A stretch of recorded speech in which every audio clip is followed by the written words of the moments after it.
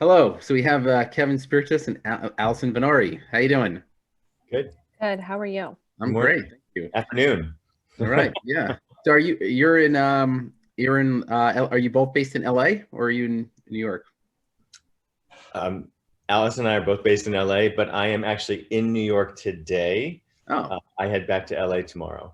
all right. All right. Sounds good. Okay. So Kevin and Allison, we're going to be talking about their series called After Forever. And then along with us, we also have attendees that are interested themselves in creating series and working on having hopefully the same kind of success that you have had. So if I want to start first by asking, and then I'll we'll have the participants ask ask questions and maybe discuss their projects as well and be able to give you some info on what they're working on and hopefully you can provide some advice to them. But let's start first so that we have an idea sort of your background. Let's talk about After Forever.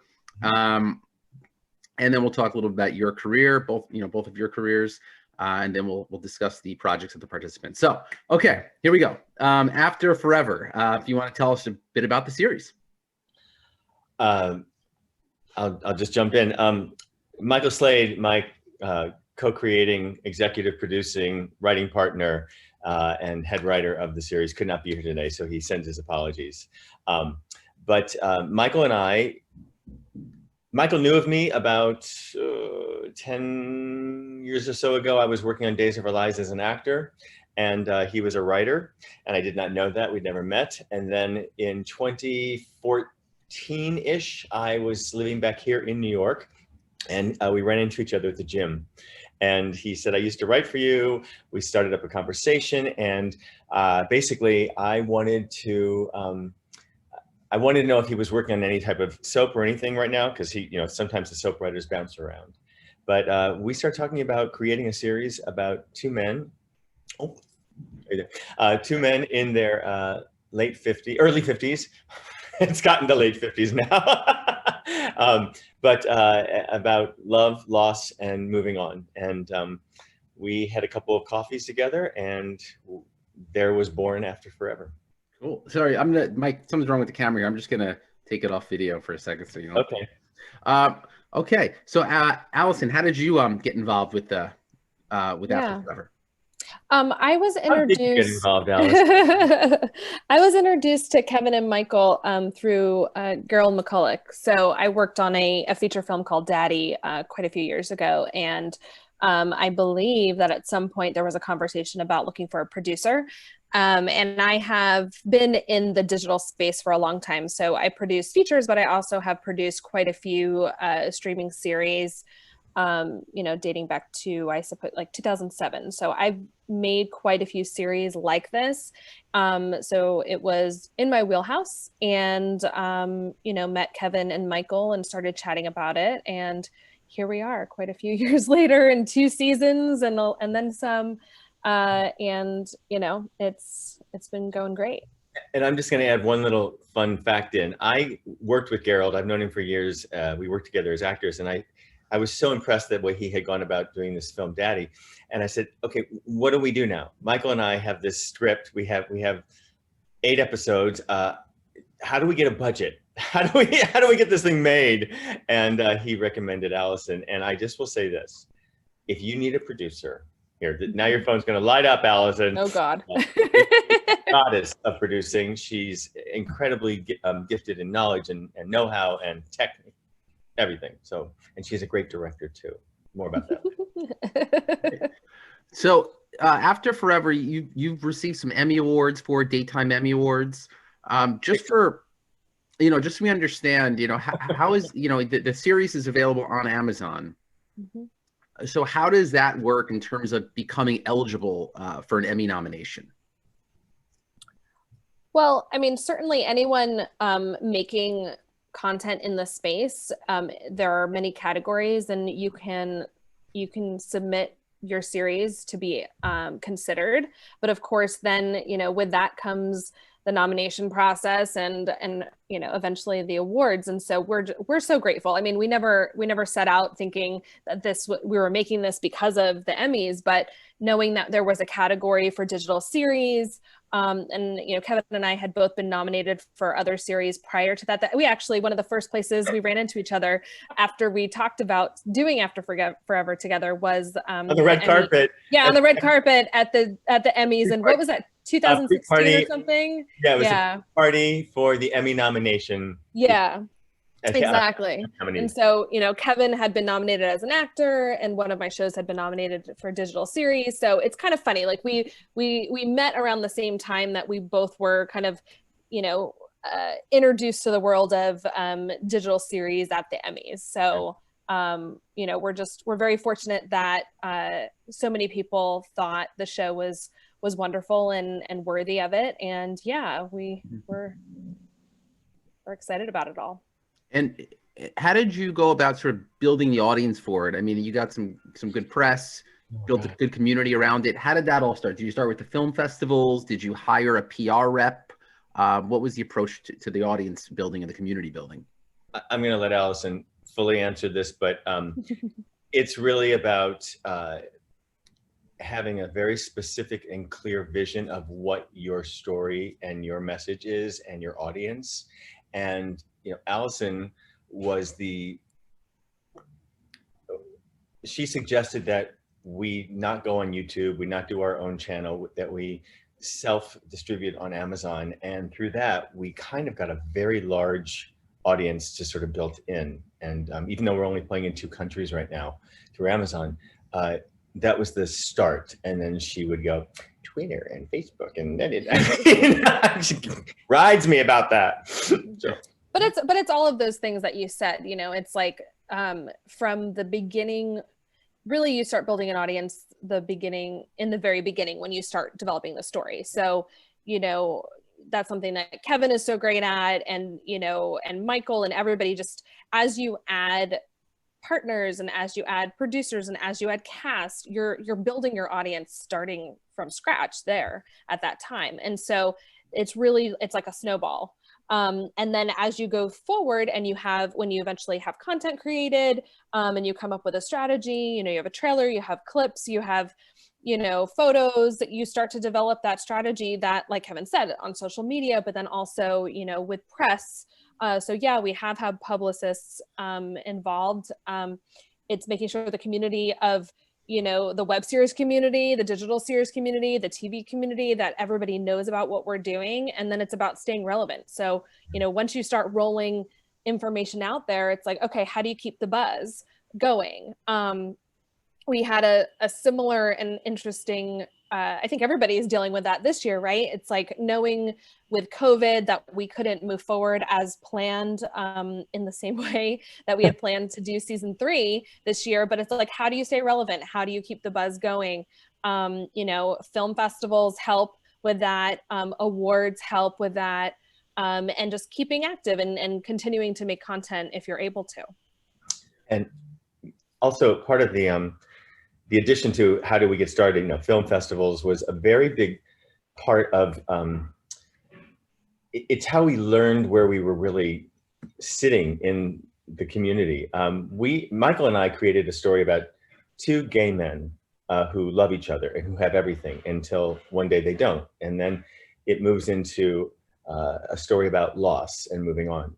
And the one thing that we really found out was more universal was everybody's dealing with loss. So it was gay thematic in love story, but it's universal in the theme about loss. And we have women in their midlife, you know, mid 40s to older, who are starting again in their life, second, you know, they've lost a husband or they've divorced. You know, it's all about new beginnings and moving on from whatever your loss may be.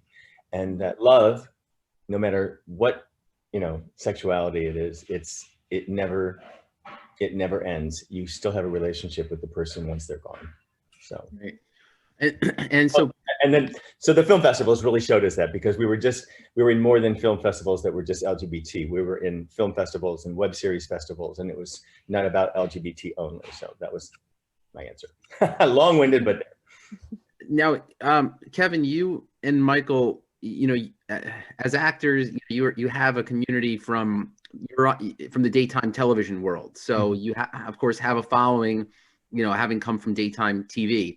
But other series creators may not have that access to established actors, established talent. How would you go about, what would you recommend in terms of casting for a creator who's just starting out developing their first streaming series? call me. I'll work.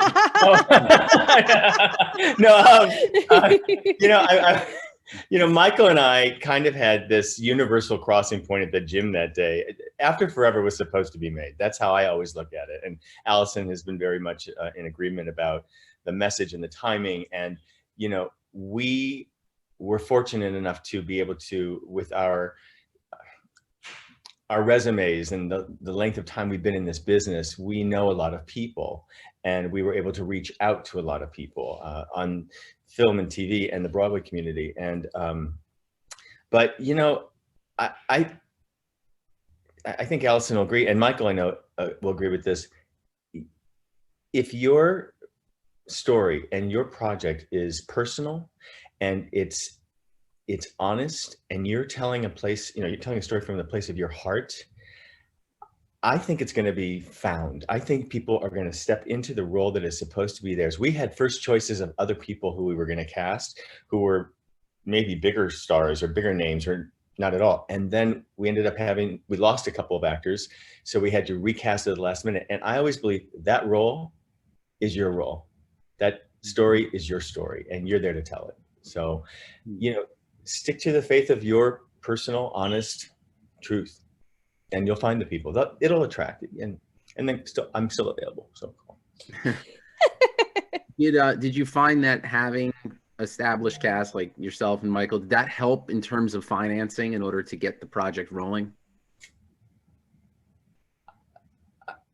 I'm going to say a lot of things played into that. I had started producing and raising money for shows on Broadway and theater.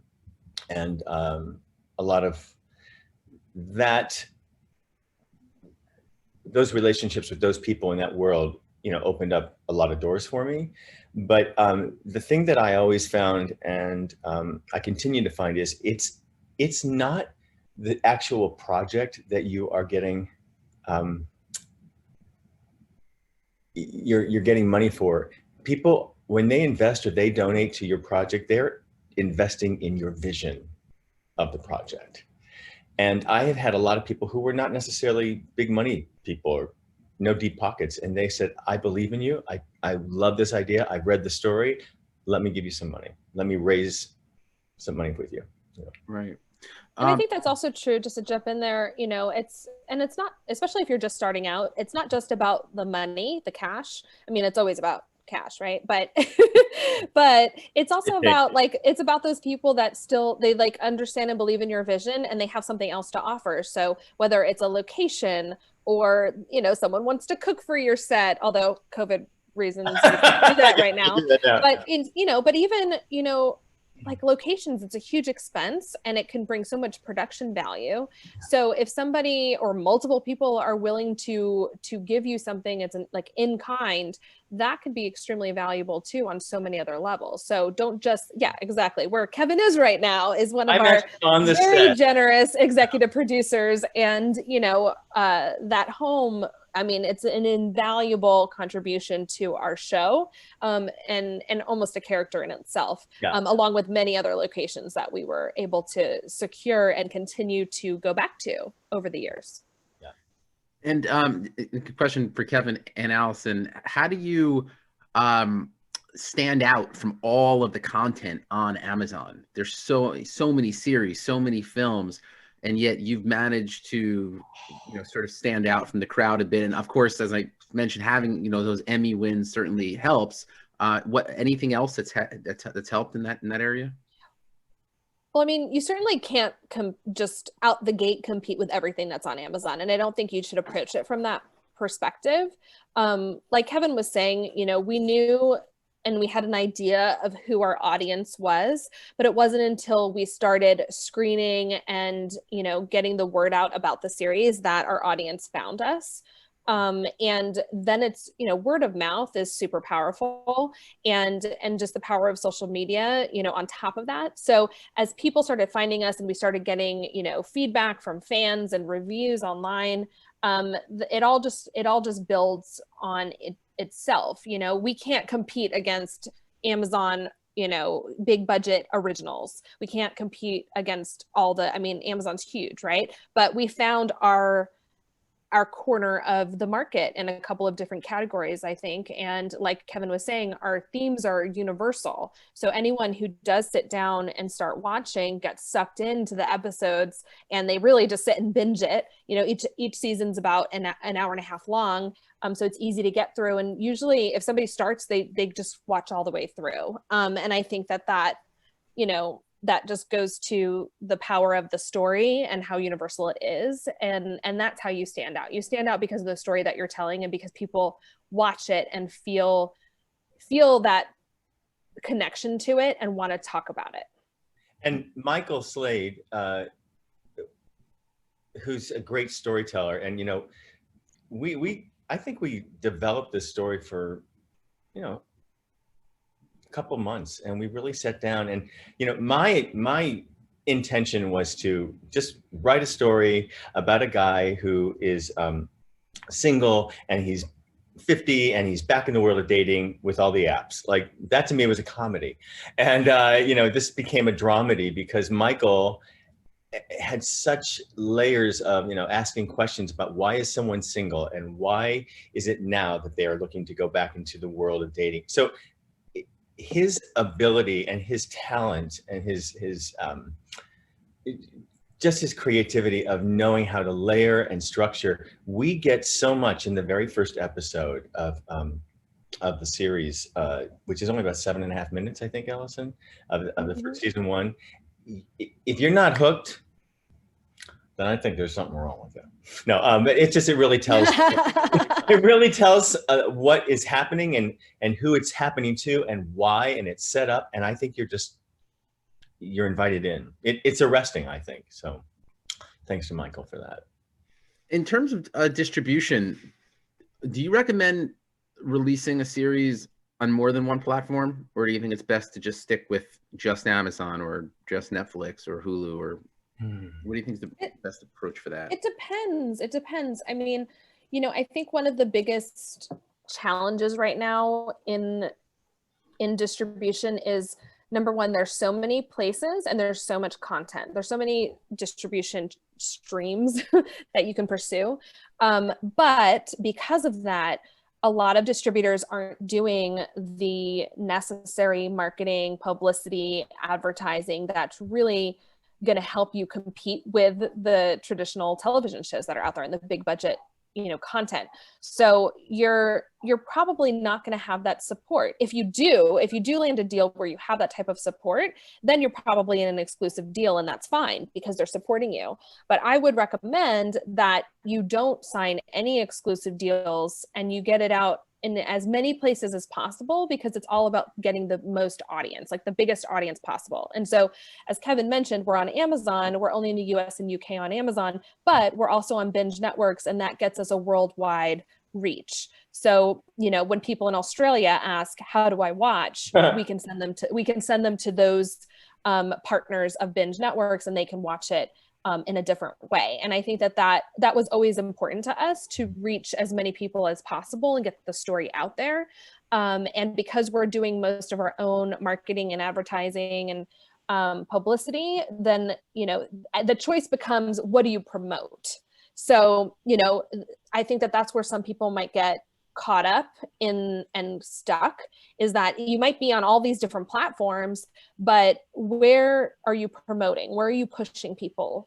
And I think in order to decide or know what that answer is, you have to decide what's important to you. And that's something that, you know, I've always asked Kevin and Michael and anybody who I work with is, well, what are your goals? Because there are many different types of goals, and many people have different ones. So if your goal is the largest audience possible, then that will drive how you promote and distribute. If your goal is to make as much money as possible, then your goals are going to be different. If your goals are prestige and awards, then your goals are, and maybe you have you have lots of those goals, but you prioritize, and that's what should answer the question as to how and where you distribute your show. Right.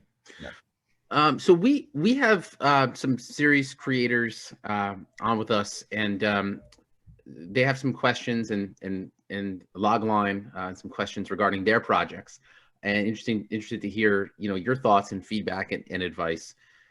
So and if others wish to also ask a question, feel free to put it into the Q&A box. You just click on the Q&A box and type it in. But let me start out with Annette Cohen.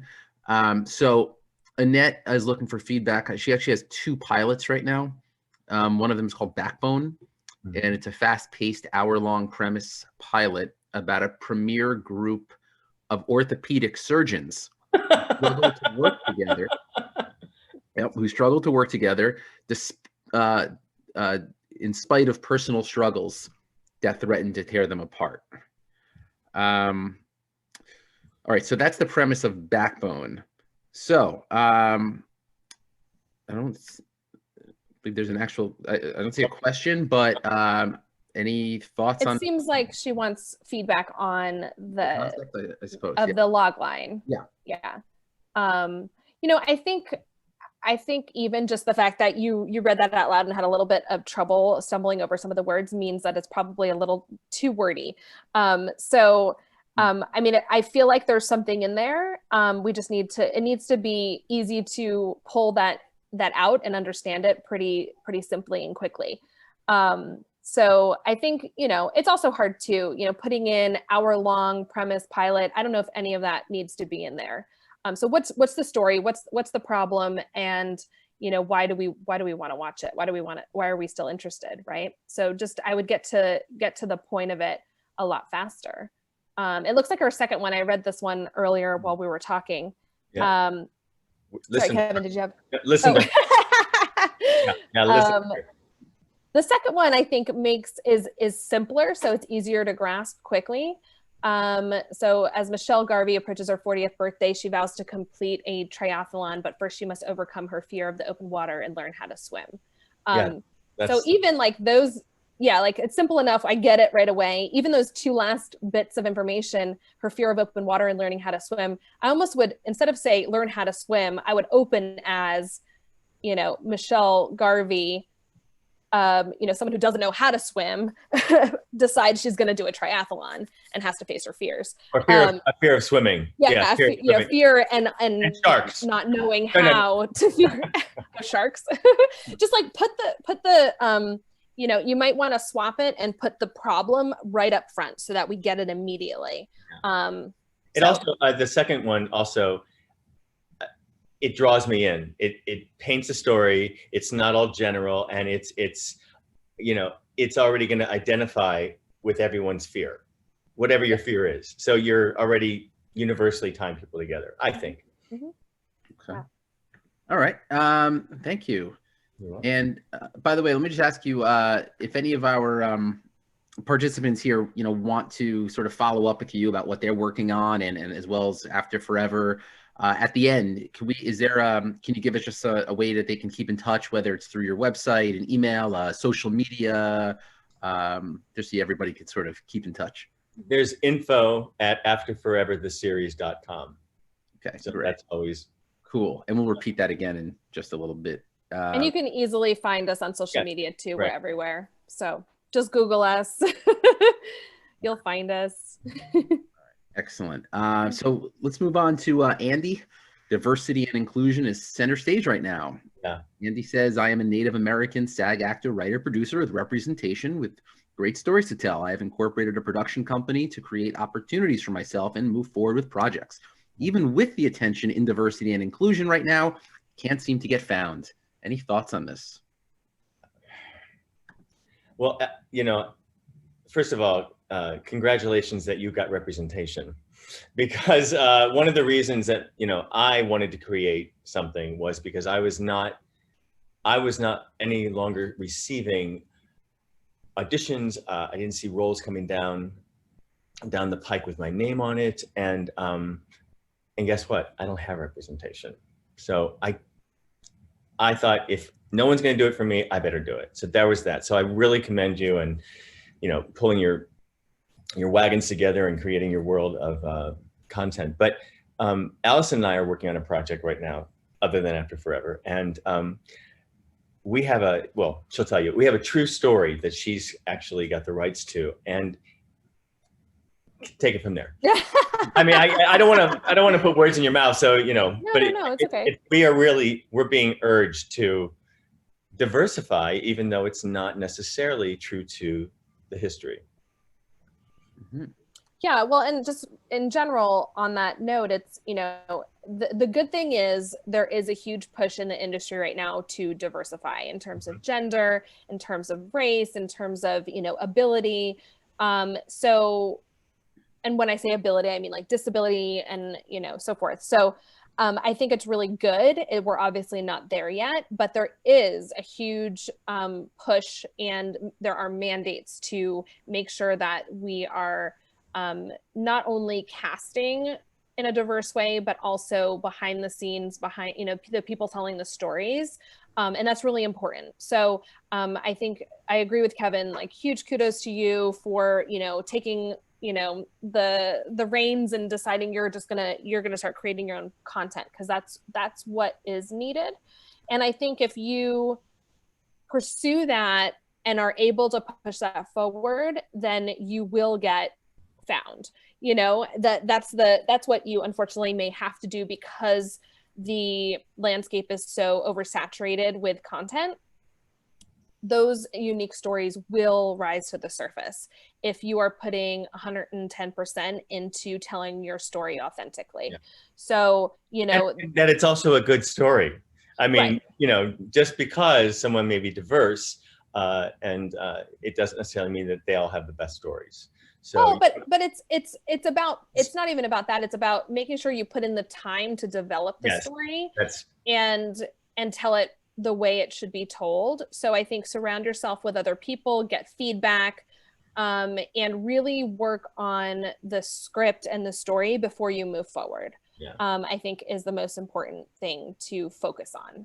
Yeah. And it's true, like what Kevin was saying, like we're working on a story right now that is that I'm really excited about, and it's because it's based on real life and a true story. It's like it's very easy for us to, you know, kind of have a narrow focus when it comes to, you know, our cast and how it looks. But, you know, we're constantly challenging ourselves to open our minds, keep that in mind, so that we make sure that we continue to tell the richest story possible. Yeah.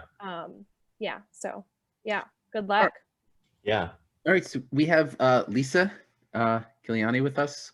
And so Lisa said they just began writing comedy scripts last year. People have told me I have a gift for making people laugh and telling stories. Awesome. My pilot script won as a semifinalist in the BAF. Okay, congratulations. And a finalist in Oregon Comedy Film Festival. Congratulations. I believe in my story and can visualize it in my mind. I've written 8 episodes and wonder how I can move from visualizing my story to getting to the point where I connect to the people who I can to help me distribute it. Furthermore, can I have Allison and Kevin's email address? info@afterforevertheseries.com and social media, of course. Here you go. Well, I guess my first question though is, it says it's written, but right. Then we're talking about distribute. So, but it doesn't sound like it's been made yet. So is what it sounds like, right? Yeah, it looks like script at this point. Yeah. I mean, you know what? If you are able to get the pilot made, or if you're able to get the whole series in front of somebody who can get it made, that's what your focus should be. You know, use the momentum of winning and getting placed in these different contests and push to get it made, because there's nothing better for a writer than getting their scripts produced to then be able to move on to the next bigger and better thing. And is this just out of curiosity, is it regular format, or is it short form? Is it long form? Is it half hour, because one of the things that, when our story After Forever is short form, and Michael was very intrigued and very inspired how we could do so little storytelling, or so much storytelling in such a little amount of time. And, as we've said before, if you watch the whole episode, the whole series, whole season in one setting, it's like watching a small little feature, but it's divided up into 8 parts. And when I was raising money for this, Allison had budgeted out this really great budget for us, which was pretty solid for a low budget, independent piece of content. And I had a lot of producers say, I'll give you money, but why don't you guys just shoot the pilot and try and sell it? And then I knew right then that Michael and I were like, this is our show. If we get rid of it, if we sell it, we're going to lose all control. We're going to lose all of our own storytelling that we want to put into it. And also, we're going to be in the kitchen. Why not shoot all the kitchen scenes? So it depends on what you're going to do, in the budget of shooting half hour, hour long. If it's an hour long pilot, usually you don't do the whole 8 episodes or so, but that's how you can kind of balance it out. Would you say that nowadays the length is more sort of flexible as it was years ago? Years ago, like there was a time when it had to be a specific amount of time for television, but now would you say that a series is pretty open in terms of yes and no? I mean, there's still an argument, and I think that the economics of it all still tells us that there's more money in long form content if you're talking about doing a show, especially like ours. So, comedy, depending on what it is, like if it's sketch comedy, short form can work just fine. Yeah, and really there's no rule right now, right? So because of the web, because if you're going online, if you're streaming, if you're going on Amazon, like there is no rule. It can be whatever you want it to be. But in terms of, having a viable business strategy, you really should look at, what makes sense for your type of content and for your story. Maybe you can only produce short form episodes, or maybe you can only produce a pilot or a short piece of it. So that's different. But when you're looking at an overall business strategy, really in terms of making money, you need to look at what are those distributors mainly spending money on. If Quibi didn't last, right? So there, the industry still doesn't fully understand how to deal with short form content. So you have to be really careful in those decisions. I mean, certainly worked well for us, but it doesn't mean that it would work well for everybody. And Lisa's episodes are actually 20 minutes each. Great. That's perfect. So they're normal half-hour comedy in length. Yeah. And back to the question, does it matter what you're doing, shooting long form, short form? Everybody has one of these little things in their hand these days. So everyone's shooting some sort of content, and the saturation of that is obviously going to be, what is it you're doing? Comedy, drama, short, long, it's how it all fits. And again, this one over here, or maybe she's on that screen, or maybe she's down. Allison has, this knowledge that constantly educates me. So even as she's speaking these answers, I'm, oh yeah, right, that's what we did. Or, she just sort of points to me and I go, okay, I'll go do that. I'll raise money. I'll hit my mark. And we have, so Ivy Tobin has a pilot called My Life as a Doormat. Yeah. And so the log line is, when a freak accident transports Rose, a baby boomer, into her past, she comes face to face with the people and events that help shape her into the neurotic people. Please, she is back in the future. So the question, as you can see, currently on the film festival circuit, have won several awards. I want to try to get people that are decision makers at streaming services like Hulu, Showtime, that will move my project. And of course, how, the big question. Well, when you tell us, we'll know. No, I mean, that's awesome. You got a pilot, made. It's on the festival circuit. I mean, that is one of the best places to get eyes on your project. You know, I'm working with a filmmaker right now who did a similar thing, got a short film into, I mean, over 20 film festivals across, you know, around the world, and won a ton of awards, and a producer, and it's a concept that can be expanded into a feature. That was always the idea. And a producer who has produced huge movies saw the short and said, is there a feature version of this?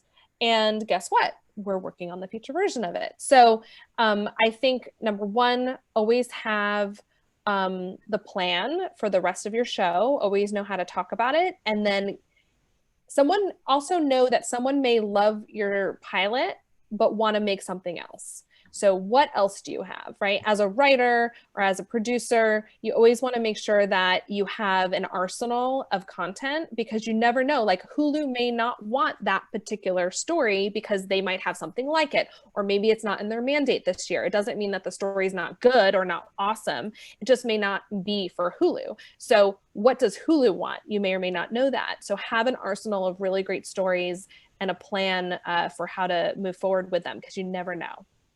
You never know who's going to ask.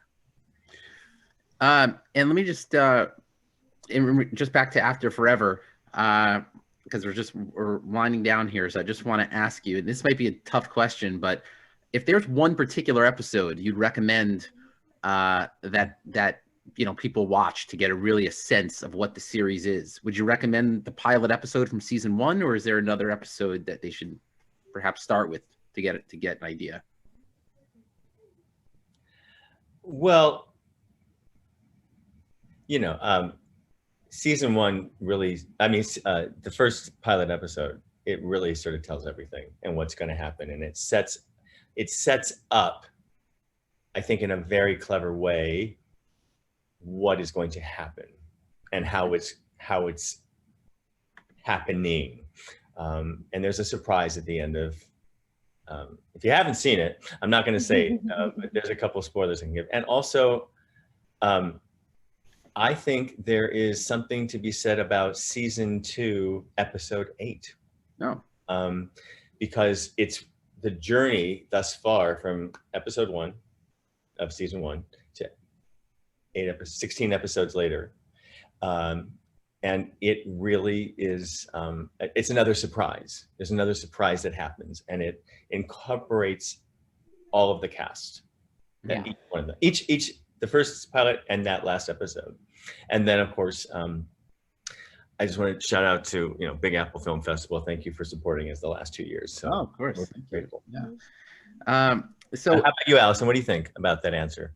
No, I think you're right. I mean, I think it's so hard to tell somebody to jump into a watch the whole TV show, thing. especially a drama, with some of the surprises that happen in our show any later than the pilot. So I do think that the pilot's the first one, the right one to start with. But it's true, as you get to learn about their families and their friends and all of the, you know, what has happened, you just learn to love everybody, and you're just so drawn in that by the time you get to that second or that last episode of the second season, I think that that's why it makes that episode so powerful. Yeah. Because of all the building of all those relationships throughout the 2 seasons. Yeah. And we have time for one last question. Ivy asked, when you say an arsenal of stories, are you referring to seasons and episodes? It says I have a full pitch deck with 4 seasons and 10 episodes per season. I mean, another story. So yes, have that for your show for sure. More episodes, what your seasons are going to look like, but have another story, another TV show, even if it's not fully developed, have an idea to talk about. Because the worst thing is being in a meeting with somebody where they say, love that, what else do you have? Yeah. Right. And you have nothing to say. You don't want to be in that position. And, you know, another thing too that Allison and I happened to do with this new project that she and I are working on, she had an arsenal of work. And I said, what else are we going to work on? Like, I just approached her. And when the script was developed and it was ready to go, I said, don't you want to do a reading? Because this is how I know I can hear it, you know, but we couldn't do it because of COVID, you know. So we did a Zoom reading, and we invited some people. And one of those persons is a very solid director in TV and film. and he took a liking to it, and that just started to take us in another direction. So, and again, your arsenal of work is, let's see what Paul is gonna get or not. All right. So Allison and Kevin, if you can give one final piece of advice to series creators who are looking to start a series, what would be your one final bit of advice? Well, I was going to say, like what Kevin was off of what Kevin was just saying is, be creative and come up with ways to continue being creative even during this time. We did this virtual table read for this story, this new idea, which was really, proved to be very successful for us. And then on top of that, for After Forever, we, Michael, Kevin, and I figured out how do we stay relevant during COVID.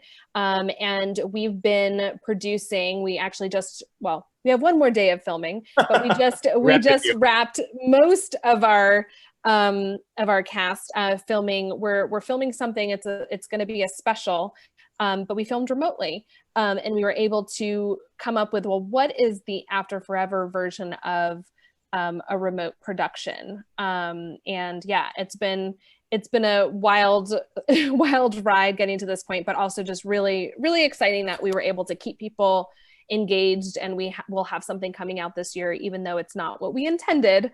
Right. It's going to be really, really amazing. So looking forward to that. And Alison Van-Oor was not only our producer, but she is our incredible director on this special episode. So thank you. She whipped my butt yesterday and getting me to act better. And Michael, wrote an incredible script. So we're very grateful. I think, again, it's about whatever arrests you and whatever draws you, and it's truthful and it's honest and you can't live without it. That's the story you want to tell. That's the story that gives me inspiration when I'm watching other people tell their truth or tell their journey. And, I'm a very big fan of the hero's journey, because when we expose our hearts, you're connecting with someone else's heart. So it can be done comedy, it can be done dramedy, it can be done, on TikTok, it can be done, long form, short form. So follow your heart. All right. And if they want to email you, if Annette wants to talk more about her two pilots and Andy about the projects that he's working on, and Lisa has the comedy scripts, and Ivy has My Life as a Doormat. If they contact you or email you, just in the subject, should they put, Big Apple Film Festival networking conference? Sure. That makes it easy. Yeah. Okay, cool. That'll be good. So that way you all can keep in touch with one another. All right. Well, I want to thank you so much from the show After Forever, Kevin Spiritus, Allison Van-Oor. The series is on Amazon. Thank you so much. So check it out. And thank you both so much for being here. Really appreciate it. Okay. Thank you. Good luck, everyone. Okay. Thanks. Bye. Thank you so much. Bye-bye.